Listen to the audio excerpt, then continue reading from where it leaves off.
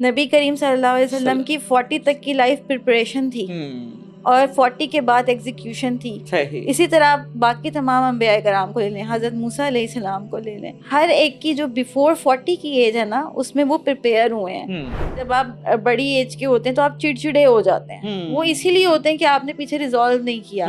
जो बच्चे मामा बाबा उनको अभी तक सुबह जो है वो यूनिवर्सिटी भी पिक कर ड्रॉप कर रहे हैं और उनकी हर ख्वाहिश जो है वो कहते हैं ना प्लेट में रख के पूरी की जा रही है, तो आप अपने बच्चों की जो कहते हैं ना तामीर, उसी को ही रोक रहे हैं। तमाम अंबिया कराम पे वही का नज़ूल किस उम्र में हुआ है? 40 पे जाके, बिल्कुल 40s में हुआ है। तो हम कहते हैं ना कि 40 दी एंड है, नहीं, 40 दी स्टार्ट है। अपना मेन पर्पस जाने, आपका मेन पर्पस क्या है, कितना किस चीज़ को कितना कंज्यूम करना है, कितना नहीं करना है, दी एंड कहाँ पर है। नींद बेहतर होना आपके मेटाबॉलिज्म के लिए, आपकी हेल्थ के लिए बहुत ज़रूरी है।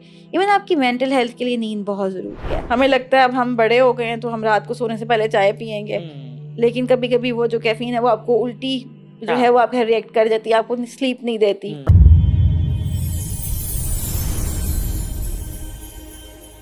बिस्मिल्लाहिर्रहमानिर्रहीम, अस्सलाम वालेकुम रहमतुल्लाहि व बरकातुहू। वेरी वार्म वेलकम हबलुल्लाह के चैनल पर आप सबको बहुत खुशामदीद। हमारी जो ज़राअत सीरीज़ है it's going to its end now. आज सेकंड लास्ट एपिसोड। आज हम इंशाल्लाह मिड लाइफ चैलेंजेस को डिस्कस करना चाह रहे हैं।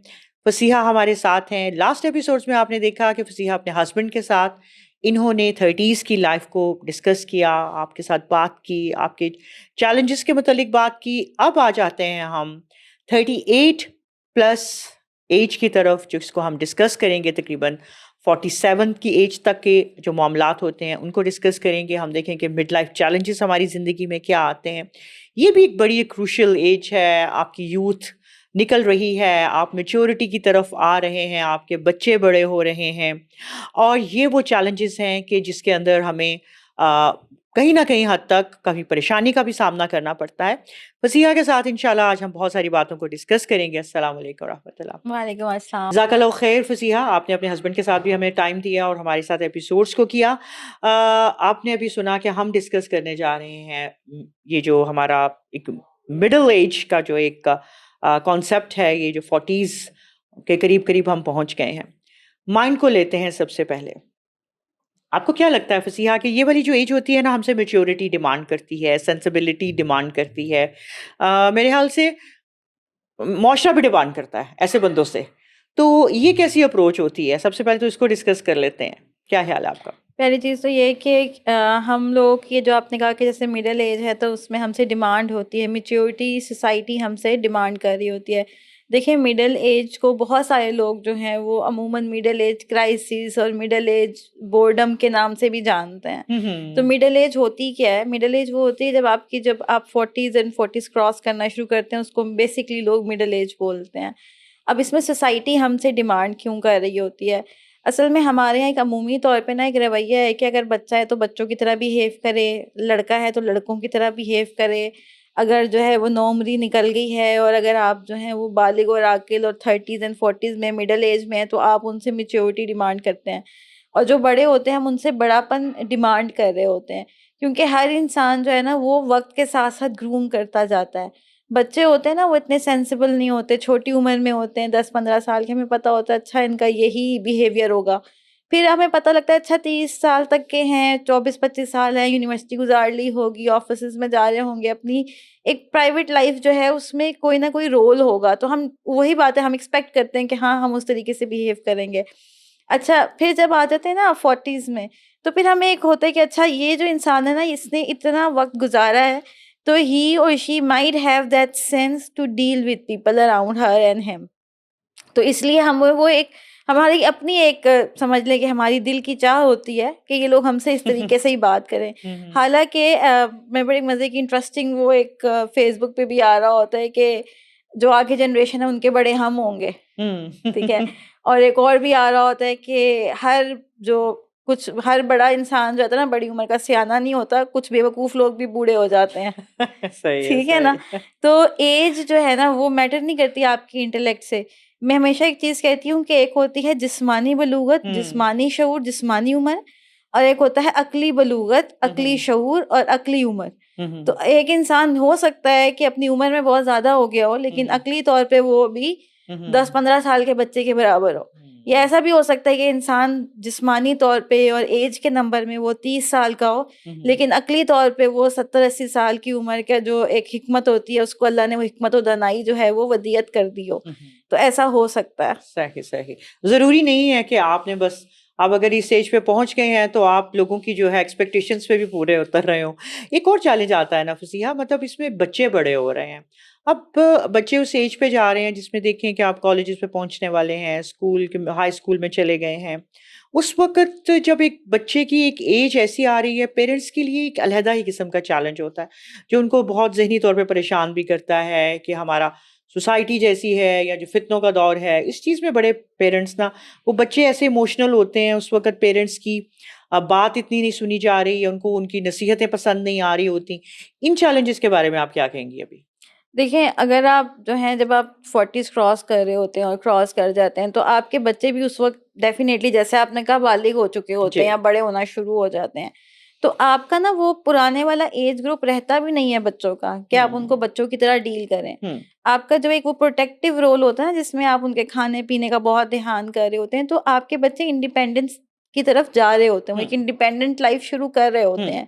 तो बच्चों को लेट गो करना is one of the challenge of this age, कि आपको लेट गो करना पड़ेगा। ऐसा नहीं हुँ, हो सकता कि आप भी बड़े हो रहे हैं और आप बच्चों को बिल्कुल उसी तरह क्लिंग करके बैठे हुए हैं कि नहीं मैंने तो अब हुँ, छोड़ना ही नहीं है। सही। जैसे बच्चों ने दोस्त बनाना ही नहीं है, हुँ, आगे उनकी हमने शादी करनी ही नहीं है, हुँ, उनको हमने गलत जो कहते हैं ना, हमने उनको टफ जॉब करने ही नहीं देनी। हाँ, आपको अपने बच्चों को निकालना पड़ेगा।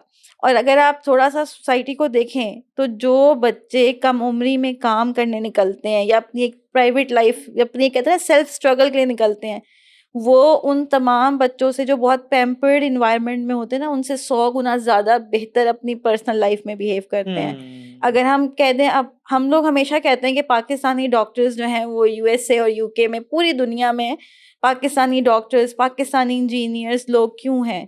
वो इसलिए हैं कि ये वही बच्चे हैं जो अपनी 17-18 साल की उम्र में मुल्क छोड़ के निकल गए थे। हुँ, उन्होंने एफर्ट्स की, उन्होंने तालीम हासिल की और वो निकल गए आगे, और उन्होंने पूरी दुनिया में जो है पाकिस्तान का नाम रोशन किया। इसी तरह आप ये देखें कि जो बच्चे मामा-बाबा उनको अभी तक सुबह जो है वो यूनिवर्सिटी भी पिक एंड ड्रॉप कर रहे हैं, हुँ, और उनकी हर ख्वाहिश जो है वो कहते हैं ना प्लेट में रख के पूरी की जा रही है। हुँ, तो आप अपने बच्चों की जो कहते हैं ना तामीर, हुँ, हुँ, उसी को ही रोक रहे हैं, क्योंकि उनको हुँ, स्ट्रगल करनी पड़ेगी। और हुँ, एक इंसान जो स्ट्रगल करके आगे जाता है और एक इंसान जो बहुत पैम्पर्ड जाता है ना, जिसको मतलब एफर्ट ही नहीं सोचने की करनी पड़ी हुँ, कि मैंने अगर 1-10 दिन के बाद खाना खाना है तो कैसे खाना है। हुँ, तो जिसको ये एफर्ट करने का मौका ही नहीं मिला, आपने उसको महरूम कर दिया है। सही। तो आपको जब आप मैच्योरिटी टच कर रहे हैं ना, तो हुँ, बच्चों को भी लेट गो करना सीखें, हुँ, हुँ, ताकि वो अपनी पर्सनल लाइफ में आगे जाएँ, हुँ, हुँ, क्योंकि ये उनके साथ भी ज़्यादती है। सही, तो बिल्कुल। ये एक मुश्किल चैलेंज है, क्योंकि जब हुँ, आप, वही बात है ना, जब आप अर्ली अपने 30s में होते हैं तो हुँ, आप एनर्जी ज़्यादा होती है, आप बच्चों हुँ, को हर चीज़ आगे पीछे बच्चों के लगे होते हैं। तो यहाँ पे हम ये भूल जाते हैं कि ये वक़्त भी आना है कि जिसमें उनकी हुँ, एक इंडिपेंडेंट लाइफ़ होनी है। हुँ। अच्छाई-बुराई उनको बताई जा सकती है, लेकिन हमें उनको मैदान-ए-जंग में छोड़ना ही पड़ेगा। नहीं छोड़ेंगे तो डेफ़िनेटली जैसे आपने बात की, हम काफ़ी सारे सर्कमस्टांसेस जो उनसे है ना, वो उसके कॉन्सिक्वेंसेस हो सकते हैं गलत। सही बात है। फ़िज़िया ये बताइए कि अक्सर हम 40s तक पहुँच गए तो हमारा एक माइंडसेट बन जाता है, लोगों का भी बन जाता है कि हाँ भई, मतलब ज़िंदगी जैसे ना रुक गई है यहाँ पे आके। मतलब कहते हैं ना कि ज is the 40s the end now? Like you can not enjoy your life to that way, या आपको अभी उस तरह के साथ बनने-संवरने का, या मतलब शरीयत के मुताबिक आपको उस चीज़ का हुक्म अब नहीं रहा, या अब आपकी एक हो गई है, आप इस तरह बैठे हैं, इस तरह करें, इस तरह करें। इसका क्या किया जाए? ये जो ये सोच है, अच्छा, ये ये सोच मुआशरे की भी बन जाती है, और वो बंदा बेचारा जो खुद है वो भी आ जाता है इसके अंदर कहीं न कहीं शेम से। होती है बकायदा कि अब तुमने क्यों बताते वक़्त। लिपस्टिक लगानी है, तुमने क्यों ये रंग पहनना है, तुम बहुत जवान बन के फिर रहे हो, हाँ, है ना? बिल्कुल। तो ये एक मैं बताऊँ, ये बहुत ही एक अजीब-सा एक कल्चर है। अगर मैं थोड़ा-सा इसको हम इस्लामिकली देखें, तो ये सोचने वाली बात है। तमाम अंबियाए किराम पे वही का नुज़ूल किस उम्र में हुआ है? बिल्कुल, 40s 40, पे जाके बिल्कुल। 40s में हुआ है। हुँ, तो हम कहते हैं ना कि 40 दी एंड है, नहीं, हुँ। 40 दी स्टार्ट है। हाँ, बिल्कुल, द 40 बिगिनिंग। तो नई बिगिनिंग है। हुँ, 40 तक तो आप प्रिपेयर होते हैं और 40 के बाद आप एग्जीक्यूशन में आते हैं। नबी करीम सल्लल्लाहु अलैहि वसल्लम की 40 तक की लाइफ प्रिपरेशन थी और 40 के बाद एग्जीक्यूशन थी। इसी तरह आप बाकी तमाम अंबिया कराम को ले लें, हजरत मूसा अलैहिस्सलाम को ले लें, हर एक की जो बिफोर 40 की एज है ना, उसमें वो प्रिपेयर हुए हैं, उसमें आप सीखते हैं। अगर आप ये समझ रहे हैं ना कि 40 जो है वो मतलब 40 दी एंड है, नहीं, शबाब इस्लाम में 40 साल तक है। हाँ, ठीक है, तो इस्लाम में तो शबाब जो जवानी, इसको हम यूथ कहते हैं, वो 40 इयर्स तक है। 40 के बाद आप जो है वो आगे अपनी लाइफ शुरू करें। तो हमारे यहाँ क्या होता है, जवान हम किसको कहते हैं? 20 साल 22 साल। उसके बाद आजकल के बच्चे 30 पे भी अपने आप को बूढ़ा कंसिडर करते हैं। 28 ईयर ओल्ड जो हैं वो कहते हैं अब तो हम जो है वो ओल्ड होना शुरू हो, we are turning old. So you are not turning old, you just don't have the understanding of the age. सही बात है, you just don't do that. Definitely ये बड़ी अच्छी बात है कि just don't think this is the end, actually this is the beginning, this is the start and take it like that. अब आ जाते हैं हम लोग अपने दिल की कैफियत के ऊपर। ये जो हमारी एक 40s की एज है जिसकी हम बात कर रहे हैं, इसमें हमारा सबसे ज़्यादा एक बड़ा जो है ना वो एक इशू होता है कि आपने अपनी ज़िंदगी में स्ट्रगल्स की, आपने जॉब शुरू की, आपका काम चल रहा है, आप फैमिली मैटर्स देख रहे हो, आपके बच्चे हैं, आप कोशिश करते हो बहुत सारी चीज़ों को रिजॉल्व करने की, लाइन पे लाने की, लेकिन अनडन कुछ ना कुछ रह जाता है, अनरिजॉल्व्ड कुछ ना कुछ रह जाता है। अक्सर ये देखा गया है कि ये एज ऐसी सेंसिटिविटी की तरफ पहुंचती है कि ऐसे जो चीज़ें हैं वो आपको हर्ट करती हैं, बॉदर करती हैं या करवाई जा भी रही होती हैं। इस एज के अंदर हालांकि आप सेंसिबल भी हो रहे हो, मतलब definitely you have seen the world also, तो आपको मतलब कुछ ना कुछ पता चल रहा होता है। इसके बारे में आप क्या कहती हैं, क्या करना चाहिए ऐसी सिचुएशंस में हमें? देखें, ये ना बहुत एक इम्पॉर्टेंट फैक्टर है कि हम ये अंडरस्टैंड करें कि एज के, देखें, age is not equal to the maturity. हमें ये बात समझनी पड़ेगी, हमें ये एक्सपेक्ट करना भी ख़त्म करना होगा कि अच्छा ये एज है तो मैं इससे एक्सपेक्ट कर रहा हूँ, क्योंकि यहाँ इंडिविजुअली हमने लोगों को ट्रेंड किया ही नहीं है। होता क्या है कि आप वक्त गुजरा है, आप टीन एज में आपकी जो भी चीज़ें, लड़ाई झगड़े या कोई भी आपकी चीज़ें चल रही हैं, आपने उसको क्या किया, अंडर द कारपेट थ्रो करते रहे हैं। आप उसके बाद बड़ी एज में जाते रहे, आपके रिलेशनशिप्स में प्रॉब्लम आ रही हैं, sisters, brothers, elders, relatives, problems आ रही हैं, अंडर द कारपेट जा रही हैं। ऑफिसेज में प्रॉब्लम्स हो रहे हैं, जहाँ प्रॉब्लम हुआ, अच्छा जॉब छोड़ी, सब अंडर द कारपेट। आप हर चीज़ अंडर द कारपेट कर रहे हैं। इस पॉइंट एंड टाइम पे जब आपकी बॉडी स्लो डाउन करना शुरू करती है, आप माइंड में रिलैक्स होना शुरू करते हैं और आप एक इस सर्टेनिटी की तो जो सीख कर रहे होते हैं ना, after 38, after 40 you start seeking the certainty. क्यों? क्योंकि सारी उम्र आपने एक जिद्दोजहद में गुजारी होती है, लेकिन किया क्या है, उस जिद्दोजहद में हर चीज़ अंडर द कारपेट डाली है, किसी भी चीज़ को क्लियर नहीं दिया, किसी भी चीज़ को रिजॉल्व नहीं किया, तो फिर वो चीज़ इस एज में आके आपको बर्डनाइज करती है और आपके फिर टेम्परामेंट ख़राब होना शुरू हो जाते हैं। इसीलिए हमारी सोसाइटी में एक बात की जाती है कि जब आप बड़ी एज के होते हैं तो आप चिड़चिड़े हो जाते हैं। वो इसीलिए होते हैं कि आपने पीछे रिजॉल्व नहीं किया। अगर आप रिजॉल्व करेंगे तो आप बहुत तहम्मुल मिजाज एल्डर्स को भी देखते हैं, Exactly. जिनके अंदर ऐसा कोई जो चिड़चिड़ापन नहीं है, वो बहुत हम्बल बिहेव करते हैं। उनके अंदर वो हिकमत होती है कि वो रिलेशनशिप्स को बड़े अच्छे तरीके से डील करते हैं, बच्चों के कैरियर को लेके बहुत ज़्यादा अंडरस्टैंडिंग होते हैं, सोसाइटी को लेके बहुत ज़्यादा पॉजिटिव होते हैं। तो वो लोग भी हैं, ऐसा नहीं है कि सारे ही चिड़चिड़े हो जाते हैं। तो एज को चिड़चिड़ेपन या इमोशनल सेंसिटिविटी के साथ अटैच करना, ये बाय इटसेल्फ बहुत बाइज्ड एक ओपिनियन है। अगर इंसान इटसेल्फ काम कर रहा है ना, तो वो अच्छे रिजल्ट्स देखेगा।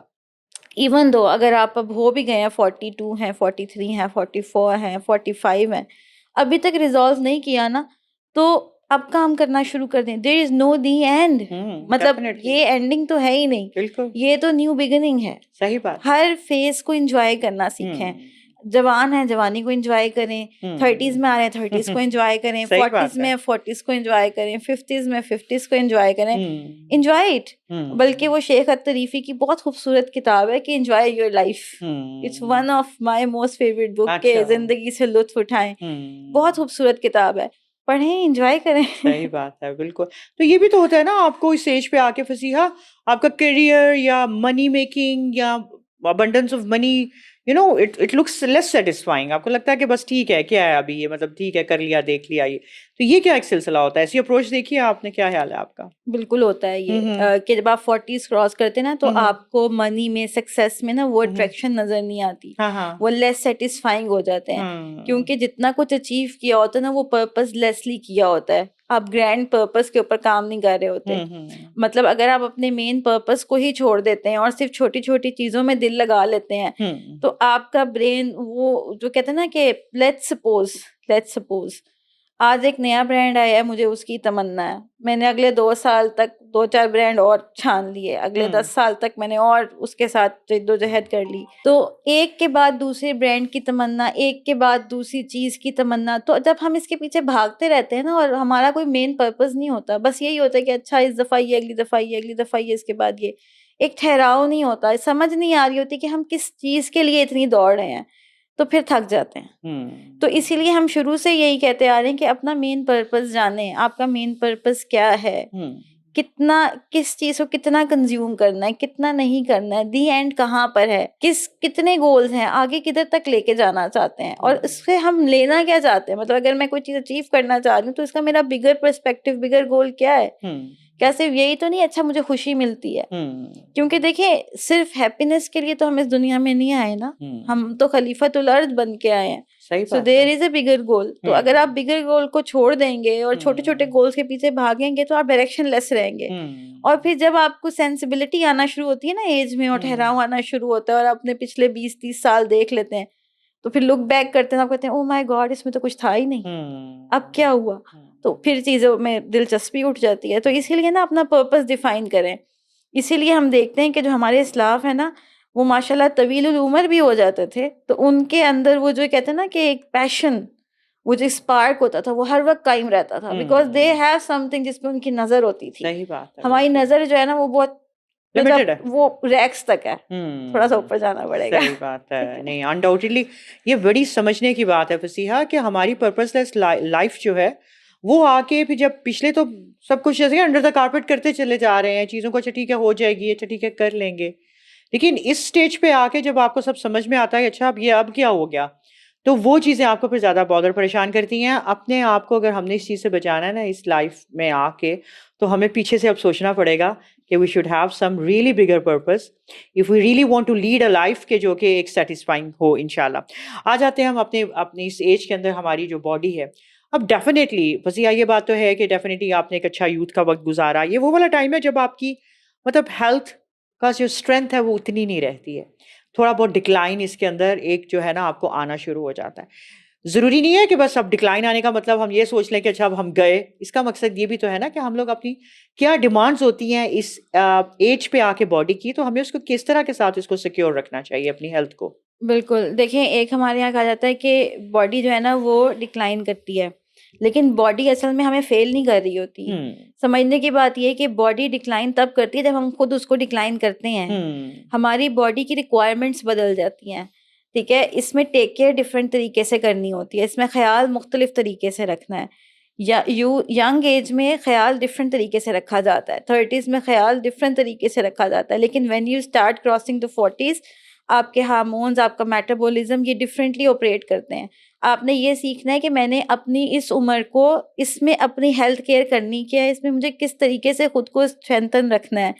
जितने भी आप बड़े प्लेयर्स देख लें, they all reach to 40 and 40+ and 60s and they are totally fit. क्यों? क्योंकि वो एक किसी भी न्यूट्रिशनिस्ट के साथ या अपने हेल्थ कोच के साथ या अपने लाइफ जो कोच बोल दो, किसी के साथ भी काम कर रहे होते हैं कि मुझे अपनी एज की रिक्वायरमेंट किस तरीके से पूरी करनी है, अपनी बॉडी की, अपनी हेल्थ की, अपनी सोल की, तो काम करना है। ये नहीं कि अच्छा जैसे चलते आ रहे हैं वैसे चलते रहे और खुद से हमने अज्यूम कर लिया अच्छा अब तो मैं 40 हो गया हूँ तो अब तो मुझे ख्याल रखना ही नहीं है। ऑटो पे नहीं है आपकी बॉडी, ख्याल रखना पड़ेगा। न्यूट्रिशंस आपको डिफरेंट तरीके से लेने पड़ेंगे, आपको अपने मेडिकल हेल्थ केयर सर्विस से डिस्कस करना होगा कि अच्छा ये चेंजेस आ रही हैं, मूड में ये चेंजेस हैं, खुराक कम हो रही है तो क्यों हो रही है, किसी बॉडी के हिस्से में पेन है तो क्यों हो रही है। खुद से अपना डॉक्टर नहीं बनना, ठीक है। अपने किसी जिस भी डॉक्टर पे आपको ट्रस्ट है उनके पास जाएं, उनको अपनी हेल्थ कंडीशंस बताएं, थकावट ज़्यादा हो रही है बताएं, नहीं थकना चाहिए 40 साल की उम्र में आपकी बॉडी को। मतलब जो हमने एक अज्यूम कर लिया ना कि अगर आप 40s हैं तो आपकी बॉडी में दर्द होना एक नॉर्मल बात है, नॉर्मल बात नहीं है। Take it seriously.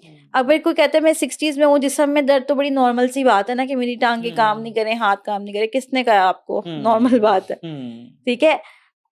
जाके चेकअप करवाएं, डॉक्टर से रिकमेंडेशन लें, आपकी बॉडी बिल्कुल सही हालत में काम करनी चाहिए। जहाँ नहीं कर रही वहाँ ये जो इतनी मेहनत करके लोग डॉक्टर्स बनते हैं, मैं कहूँगी इतनी एफर्ट लगाते हैं, और ये जो है वो अपनी हेल्थ को पूरी तरीके से अंडरस्टैंड करते हैं, पढ़ते हैं, ये किस लिए बने हैं? ये इसीलिए है सोसाइटी में कि जहाँ आपको लगे कि अब मेरा जो है वो दिल बैठ रहा है या मेरे जिस्म के जोड़ों में दर्द आ रही है, तो go and check it out.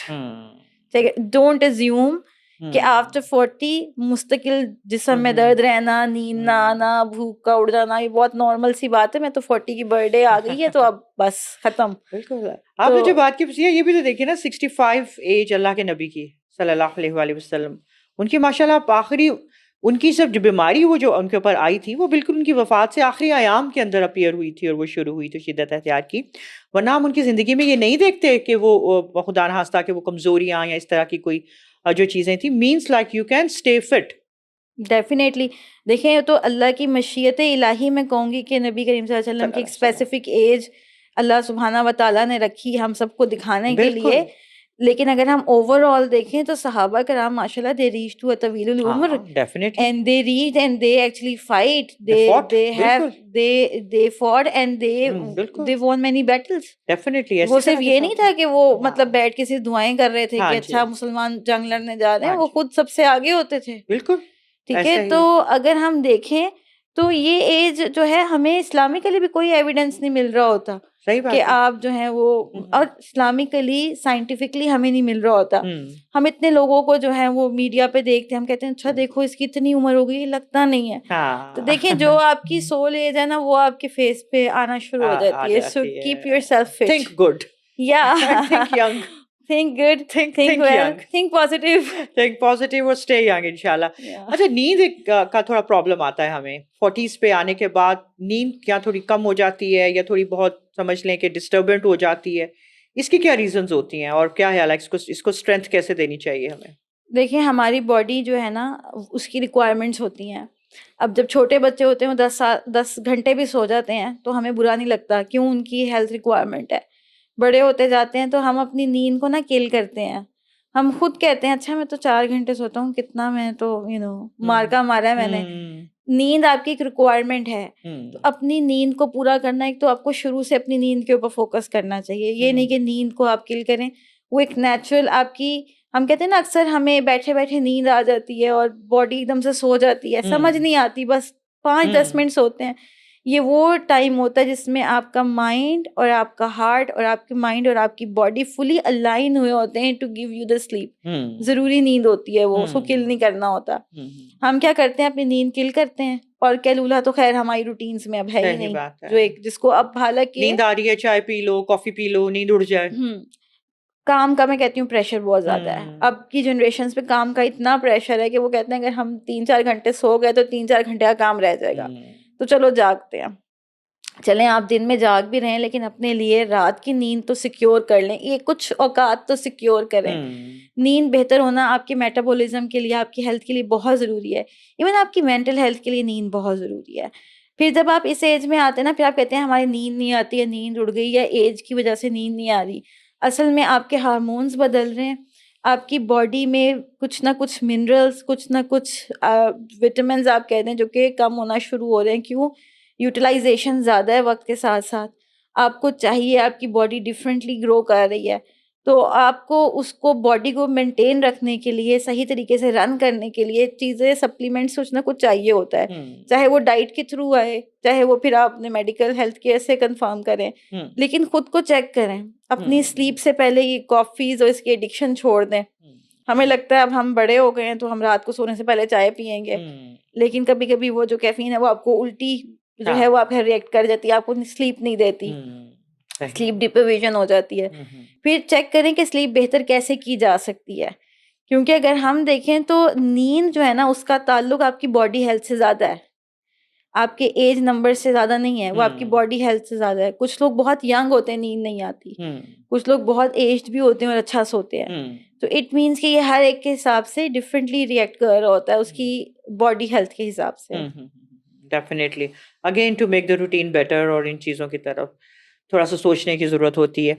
आ जाते हैं फसीहा, हमारा ये वाली जो एज है, पिछली एज में पता नहीं हर एक के साथ अपने मुख्तलिफ मामलात हो सकते हैं। कोई बहुत बिजी है, किसी ने दीन की तरफ अपनी तवज्जो नहीं। देखिए रूह जो है ना, और रूह की ग़िज़ा तो सबसे पहले डेफिनेटली अगर हमारा हमारे रब के साथ जितना ताल्लुक स्ट्रेंथ में है, उतना ही ज़्यादा हमारी रूह की सेहत भी जो है वो महफूज है। पिछली ज़िंदगी में बहुत लकी लोग भी होते हैं माशाल्लाह, जो इस चीज़ को लेके भी चल रहे होते हैं। बहुत ऐसे भी मैं कहूँगी कि ऐसे डिप्राइव्ड भी होते हैं कि जो कि इस चीज़ की तरफ परवाह नहीं करते।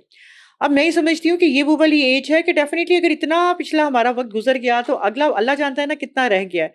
अगर अभी भी हमने अपनी रूह की स्ट्रेंथ के ऊपर तवज्जो नहीं दी है, या हमारा इस एज में आके कोई लगता है कि भाई अब तो वक्त गुजर गया, अब क्या करना है। बहुत सारे लोगों की अपनी अपनी सोच होती है। रूह को किस तरह मजबूत करें इस वक्त अल्लाह के साथ रिश्ता जो है कितना इंपॉर्टेंट है हमारा। अल्लाह ताला के साथ रिश्ता आपका हर उम्र में बहुत ज़रूरी है। बिल्कुल। लेकिन जब एक उम्र आती है ना सर्टेनिटी, जहाँ पे आप सर्टेनिटी डिमांड कर रहे होते हैं और आप कहते हैं दुनिया तो वैसी है ही नहीं, उसका जो जवाब है ना वो आपको अपनी रूह कोई फुलफिलमेंट से ही मिलेगा। जो आपकी अल्लाह सुब्हाना व तआला ने रूह बनाई है, जो आपको सुकून देती है, जो आपसे सवाल आप अपने ज़मीर से सवाल करते हैं, वो जो एक सेटिस्फेक्शन है आपके अंदर, वो आपकी तभी आएगी जब आप अपना जो दिल की कंटेंटमेंट है ना वो सही जगह पे अटैच करेंगे, वरना हम पर्पसलेस ही रहेंगे। आप खुद देखें ना, हमने 40 तक अचीव किया, हमने कितना अचीव कर लिया, हम आगे क्या देख रहे हैं? सही बात। मतलब हमें कुछ तो चाहिए ना। बिल्कुल, और वो बिल्कुल। जो हम जिस तलाश में हैं और हम कहते हैं अच्छा ये भी अनसेटिस्फाइड है, ये भी हाँ, अनसेटिस्फाइड है, हाँ। यहाँ भी कुछ नहीं मिल रहा मुझे, तो ये दी एंड, जिस तरह हमने कहा ये दी एंड नहीं है, ये तो स्टार्ट है। तो अगर पहले नहीं किया, अब वापस आ जाएं, है ना। अल्लाह ताला तो कदरदान है, वो तो आपके आने को कबूल करेंगे। तो बिल्कुल। स्टार्ट तो लेना। स्टार्ट तो लें। अब वही बात फसीहा आ जाती है, जो पिछली हमने सारी बातें की ना, वो चाहे बातें हमारी जो माइंड की, हमारी सोच की, कन्फ्यूजन्स की, या हम ये सोच रहे हैं कि अच्छा वो चीज़ें हमें अब बॉदर कर रही हैं, हम अपने बच्चों के लिए परेशान हैं, हम अपनी सेहत के लिए परेशान हैं। इन सारी चीज़ों का बहुत एक मजबूत किस्म का हल जो है वो हमारी रूह की मजबूती और उसकी बेहतरीन सेहत भी है। जितना ज़्यादा हमारा हमारे रब के साथ कनेक्शन स्ट्रांग होगा, जितनी हमने पिछले अपनी परेशानियों का जिक्र किया, ये सारी परेशानियाँ इंशाल्लाह अल्लाह सुब्हानहू व तआला हमारी हल करेंगे। जज़ाकल्लाहु खैर फसीहा, बहुत ज़बरदस्त बातें रहीं। बहुत शुक्रिया आपका नाज़रीन। ये सारी चीज़ें जो बातें हैं थोड़ा बहुत गौर करने की हैं, थोड़ी सी पॉन्डरिंग, थोड़ा सा थिंकिंग, थोड़ी सी पॉजिटिव अप्रोच, और थोड़ा सा ये सोचना कि don't think this is an end, this is actually a beginning, no matter at what age you are. So इंशाल्लाह ताला काम कीजिए और आप पॉजिटिव रिजल्ट्स खुद देखेंगे। अस्सलामु अलैकुम।